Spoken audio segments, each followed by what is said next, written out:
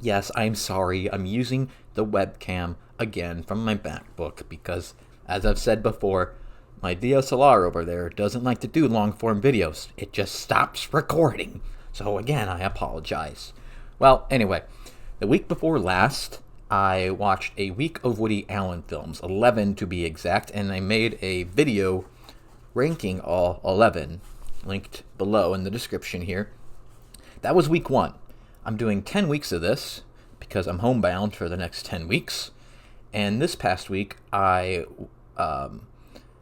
watched the controversial, divisive Takashi Miike. Like with Allen, I'd already seen 14 Miike movies, but he's prolific just like Allen, so he has tons, and there's tons to see, and there's lots that I still want to see, so I thought this would be a good time to do it. So this video is the ranking from least favorite to most favorite of the 8 films by Miike that I got around to watching this week. Full disclosure, there are no 4 out of 4 star films here, but that doesn't mean I didn't enjoy any of them, okay? So number 8, my least favorite of the bunch, is easily, hands down, Zebra Man 2. Listen, I like crazy, I like wacky, I like weird, I like zany. I don't know if this was the stupid kind or the wrong kind of crazy, wacky, weird, and zany, or if it just didn't offer me much else. Not much else to grab onto. I think I learned watching Zebra Man 2 that I might need to be able to grasp some of the plot or some of what it's trying to say to get on board with the movie. And this provided neither. So it made for a frustrating watch, to say the least. I think I got the gist of the story, but there's so much nonsense in between and all around it that left me scratching my head so hard it bled. Okay, figuratively speaking. Don't be like, really? What a psycho. No. Anyway, it's a sequel to Zebra Man, of course, obviously, taking place, for whatever reason, in the year 2025, which is appropriate, where it's legal for the police, the zebra police, to kill anyone for any reason for 10 minutes at 5 a.m. and 5 p.m. This has nothing to do with the plot, so I don't know why they brought it up. But let's just talk about some of the nonsense here. There are cringy music videos with nonsensical lyrics. There are slutty Nazi-esque ladies. There is a 25-year-old trapped in a 10-year-old's body. There is a guy who nearly gets killed by getting farted on. There is a Stop AIDS title card that appears out of nowhere for no reason. There is the villain who stops mid-fight to do some laundry and so forth. That's just kind of the tip of the iceberg. Seems hilarious on paper, right? Well, somehow Miike managed to make all of this unfunny. A part of me even thinks it's not even meant to be funny because it has a tone inconsistent with a comedy or a parody. And Miike himself has even said he didn't understand the script whatsoever. If this was meant to be a comedy, you would think he would be like, hey, it doesn't have to make sense. It just has to be funny. And honestly, it feels like aliens tried to make a Japanese blockbuster or something. So easily 1 star out of 4. All right, next, number 7 is Over Your Dead Body. Not much to say about this one, truthfully. It wasn't really original or unique in either style or substance. A surface level approach to the typical story of a romantically involved theater performers. They get so caught up in the roles they've been in a play they've been relentlessly rehearsing that they lose sight of what's real and what's not. The latter kind of outdoing the other as the film goes. I do think Miike and his writers do a pretty good job of making what is real and what is not real pretty indecipherable on a first watch. So props to them for that. And I actually liked the avant-garde score that went with it. But it all felt like it was going to lead up to something really demented or truly twisted, yet what transpires is really not all that shocking. The most shocking part is that this came from Takashi Miike. You think he would be a lot more disturbing than this. I would have liked it more if characters at least were three-dimensional or believable. But I gotta say, the set the theater company uses in the movie is like awesome. It rotates, and the design of the set and the stage and everything is like exquisite. I would love to see plays there. If this is a real place and somebody out here watching knows that, please tell me what it is, where it is, so I can go and check it out. 2 stars out of 4. All right, number 6, One Missed Call. I don't know why I had to look. I know the movie. I never knew until like the last several years, maybe more, that this horrible horror film I saw when I was like 16 or 17, called One Missed Call, was actually a remake of a Japanese movie, let alone a Takashi Miike movie. And I have a feeling that if I have a feeling the real One Missed Call, this one, would have freaked me and my friends the heck out if we saw it, because we were huge scaredy cats, and we had a tradition of watching as many horror films as we can every New Year's Eve throughout high school. So this would have drove us nuts probably. Watching it now, did I have to turn away at all? No. Did I scream like a sissy girl? No. But that doesn't mean it wasn't creepy, eerie, and spooky. This is one of those cursed item horror flicks that was mainstreamed and popularized by another Japanese film and American remake that you probably know, The Ring, or Ringu as it's known in Japan, I think. In this one missed call, people begin to get calls, pictures, and voicemails on their own phones from their future selves predicting their demise. And after they die at that specific date and time, someone else from their contact list is similarly cursed. As the movie went on, it became pretty apparent that this was a paycheck movie for Miike, because it is clearly PG-13. And if you know anything about Miike, he would never volunteer of his own accord to create and direct something with that low of a rating. He's too prone to depravity and violence and weirdness. And One Missed Call doesn't have really much of that. It also lacks his signature visual aesthetic, which is like, it's like it's like grimy and gritty and messy. This is more calculated and polished and thought out, which, also makes me suspect it's a paycheck movie because it's not his style. But I'm not counting any of this against it. What I will count against the movie is that its messages and themes don't really connect to the plot's reveal at the end. At first, it seems like it's a damnation of our addiction and dependency and obsession with cell phones, a relatively new commodity for the general public at this time in 2003, and not just for rich folks, which could be, the whole cell phone thing could be a stand-in for technology at large too. I was kind of amazed that little did they know how prophetic this movie would be. They couldn't have seen how much more destructive cell phones would be in the internet and media age, social media age that we now live in, especially for young folks. And so anyway, when the central mystery is slowly solved, it shifts into a movie more about how the abused often become the abusers, totally disregarding this thing we just talked about. Excuse me, ditching it altogether. How does the revealed cause now relate to all this cell phone technology stuff it was talking about or saying before? I'm not sure. Speaking of connections and stuff, lastly, on a story level, what connection did the revealed cause have to all the victims? I don't know if this was an oversight or a writing flaw, or I missed it. Don't know.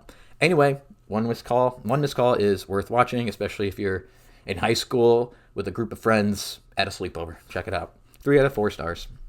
Okay, number 6, Ace Attorney. This was one of the first ones I watched because I wanted to get all the dumb-sounding ones out of the way.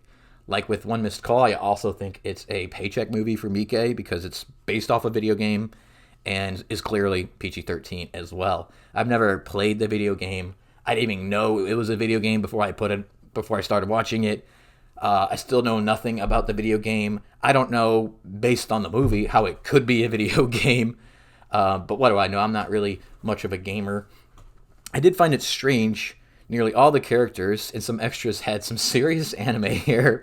When will when will when will it be learned that cartoonish hairstyles like this never translate well into live action? It's always, and I mean always, comically cringe. What's also strange is all these characters, played by an all Asian Japanese, all Asian, I don't know if they're all Japanese, sometimes they mingle, all Asian cast, have Anglo-Saxon names. Some of them are odd ones. So I wrote down some. There's a Phoenix Wright, a Miles Edgeworth, Larry Butts, Manfred von Karma, Detective Dick Gumshoe, Red White, and Lotta Hart. Remember, they're Asians speaking Japanese, yet they have these names. Don't get it. Ace. All that said, Ace Attorney was quite enjoyable. I gotta say, the story is shockingly intriguing, and Miike directs it with confidence. The court scenes are particularly entertaining. However, I think the whole thing could have been a little goofier, but not too much. And I did find some areas it was a bit half-baked. So I give 3 stars out of 4. Top 5, folks. Let's go. Number 5 is Lumberjack the Monster.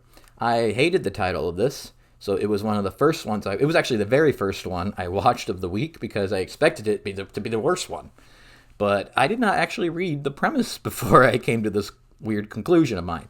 It's a crime mystery thriller about a psychopathic lawyer who is attacked by a brain-stealing, masked serial killer, but he survives and vows revenge. Now, assuming the killer knows about his malevolent misdeeds, he wants to kill the killer before the cops catch him so that his beans aren't spilled, you know? It was actually kind of a beautiful movie under the veneer of its violence. On the surface, it's like a fighting evil with evil kind of movie. Not necessarily a rare theme in cinema, but equally uncommon, yet a little less obvious, is its conclusion of embracing emotions and feelings and humanity and not being detached and misanthropic and numb. Not exactly deep, but important nonetheless. And the story ended in what I thought was emotionally effective. And I like how in these later films that Miike's been making, he's showing us that he does actually have a heart, that he's not a psychopath, which is great. Thanks, Miike. 3 stars out of 4. All right, number 4. Are you ready? Is Sukiyaki Western Django. It's obvious and thoughtful that Miike saw the historical rivalry of the, I'm going to butcher these names, Genji and Heike, I don't know, clans in old Japan as something that he would see out of like the mythological American Old West. This would explain all the blending of old Japan and old American West aesthetics and culture, as well as the use of the Asian cast all speaking English, thick accents and all. It's quite charming. The score too, of course, is very westerny. Not to mention the friggin' name of the movie is a blatant tribute to the spaghetti westerns popularized by, Carbucci and Leone. There's modern sensibilities incorporated as well. There's anime-inspired hair and costumes. There's chin piercings. There's dyed hair, etc. There is even a scene with a didgeridoo. I don't know why. What's up with that? But I dug it. The story follows a lone gunslinger who happens upon a small town that is overrun by 2 warring rival clans, the red-clothed Heike, I think, and the white-colored Genji, both of which vie for the lone gunslinger's loyalty. Of course, he wants no part in either, so shenanigans ensue. Despite the cartoonish sound effects and the cartoonish violence, Sukiyaki Western Django is actually dramatically and narratively effective, thanks to the acting and the casting that includes a Quentin Tarantino in a small but significant role, and the cinematography as well. I can't help but think that it could have been crazier, a lot crazier. I don't know if this was out of respect to the true story, even though I'm willing to bet it shares little to no similarities. So perhaps, Miike is just paying penance for playing around with the reality by taking liberties with the reality So because he did that, he might have thought, hey, I should maybe be a little relatively restrained here. Good on him, I guess, but it would have made it a lot more entertaining if he just went all out on it. 3 stars out of 4. All right, folks, we're in the top 3. Top 3. Okay, number 3. The Great Yokai War. Now, this was the right kind of crazy, wacky, weird, zany that Zebra Man 2 wish it was. It's funny because I wasn't looking forward to this one because I had seen it been described as fantasy. I'm not into fantasy. That ain't my bag. Why? I don't know. I still haven't quite figured that out. Well, The Great Yokai War is about a young boy he's from a broken home, and he is chosen to be the Kirin Rider of the New Year. This entails that he has to be like a protector, but he thinks it's just sort of a silly tradition, not rooted in any reality. But he learns the hard way that it is literal when a bunch of yokai, which are Japanese mythological entities, a bunch of them come to assist him, and a bunch of them come to thwart him. Yeah, the over design of the yokai, costumes and makeup and everything, were nearly all pretty great in a freaky, albeit goofy way. But seeing them and watching them made for half the fun of the movie, maybe more than half. The performances were decent, and the use of practical effects will always get extra points for me. That might be the other fun half of watching the movie, probably. Sure, I do think the chaotic energy of it does make the plot hard to follow, and it does feel a bit long. A common recurrence I've noticed in Miike films, no matter how good, most of them just seem too long, or they're just poorly paced or something. And the CGI left a lot to be desired here, but this is Japan, it's not America, they don't have the same resources, plus it's 2005. But I found it endearing in a Spy Kids kind of way, which also made me think if I couldn't tell if this was for kids or not, but that also got me thinking about how adults used to make stuff for kids that was, absurd and bizarre and creepy and dark, but fun and unique. We should bring that back. That could probably shape up a lot of these kids these days. Scare them straight or something. All right, 3 stars out of 4. Number 2 is Izo. This was the one I was looking forward to most the whole week. A samurai assassin is executed, and his enraged spirit bursts through the space-time continuum to continue his murderous practice, becoming a far more superior killing machine as he goes. I didn't really care for the brazen nihilism on display throughout the film. I mean, he is he's raging against modernity and tradition. He even at one point muses that both living and dying is hell. And I did not care for the opening scene of him being crucified when, in fact, the real guy, Izo Okada, was beheaded.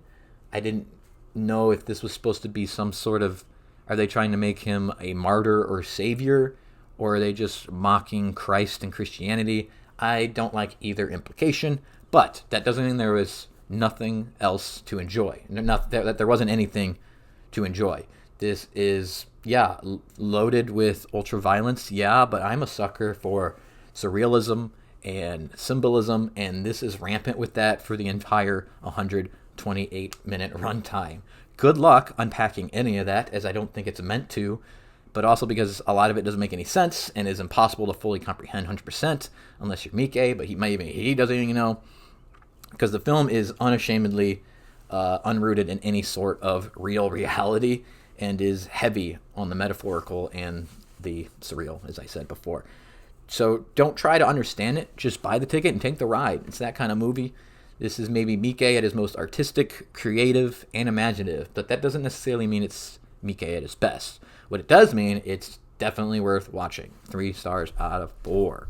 All right, guys. Number 1, what is it? My favorite of the 8 that I watched this past week was Yakuza Apocalypse. And I can't believe it because I thought this was going to be one I didn't like, and it ended up being my favorite of the bunch. I suggest, honestly, guys, if you're listening, if you've been interested in this film for a while before, or Miike in general, do not check any description of its premise. Do not go on IMDb, do not go on Letterboxd, do not go on Rotten Tomatoes, do not go on a wiki page. In fact, go in blind. With that said, if you're somebody interested in Miike or this movie, I think you should probably stop watching this video. We're at number 1. You've seen the list. Bye. Have a good time. Enjoy the holiday. What holiday is it?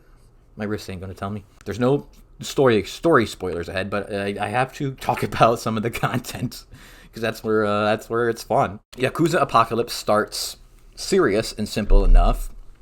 A benevolent Yakuza boss is killed by a martial artist via decapitation by his hands, as if his head is like a stubborn bottle cap he can't get off. But after that 30-minute mark, that happens about 30 minutes in, it gets weird. That decapitated, severed head bites the neck of one of his closest followers, revealing him to be a vampire all this time, and thus turning this close follower of his into a vampire too. Soon enough, the whole town becomes vampires, and they use their newfound abilities to fight against the Yakuza. Now, once the hour mark hits, the story gets mucho loco in terms of content and plot. Kung Fu hypnotist frog mascot being turns out to be a huge villain and the best part of the movie, along with the Yakuza captain, who starts to grow a garden of civilians by watering seeds with melted brain with her melted brain matter out of her ear. Of course, though, like most of Miike's movies, Yakuza Apocalypse, I alluded to this before, it feels like forever, or it's just paced like crap. And not that this is something that needs to have a plot that makes like absolute total sense, but there was a thing or two I wish I understood, but it's possible I just missed it. So if you like crazy gonzo wackiness, Yakuza Apocalypse is for you. I thought I wouldn't like it, and now I demand a sequel. But realizing it's too late, I want to start a campaign to get the frog mascot being a downloadable or unlockable character in the next, I don't know, Mortal Kombat or Soul Calibur or next Tekken game, because that needs to happen. So please, if you can make that happen, get the word out there. Let's get them in the game. One of those games. Well, that's it. What are your favorite Takashi Miike flicks? Are any of them listed here? I will put my full list, I guess, on the description here from Letterboxd of my favorite ranked Takashi Miike movies. Anyway, bye. Like and subscribe. Why are there so many movies?